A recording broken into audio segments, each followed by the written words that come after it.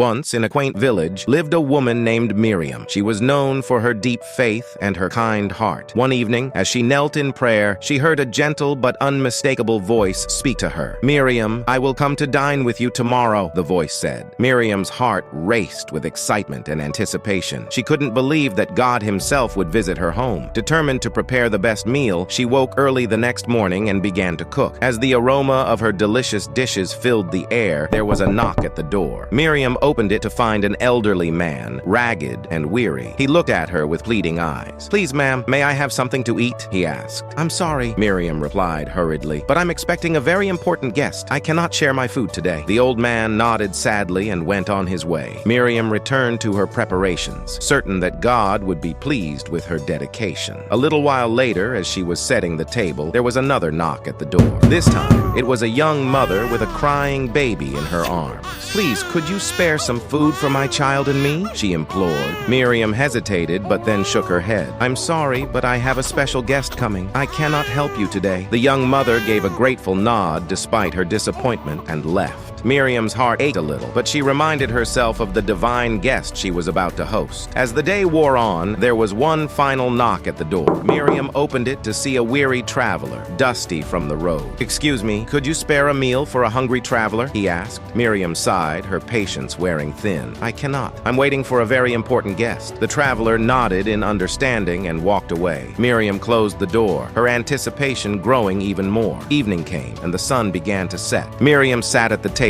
waiting. She waited and waited, but no one came. Her heart sank with disappointment. Had she misunderstood the voice? That night, as Miriam prayed again, the same gentle voice spoke. "Miriam, I visited you today 3 times, and each time you turned me away." Miriam's eyes filled with tears as she realized her mistake. The old man, the young mother, and the weary traveler, each of them had been God in disguise, testing her kindness and generosity. With a heavy heart, Miriam vowed to never turn away anyone in need again, remembering the words from the scripture. "Whatever you did for one of the least of these brothers and sisters of mine, you did for me." From that day forward, Miriam's home was always open, her table always set for those in need, and in her heart, she knew that God truly dined with her every day.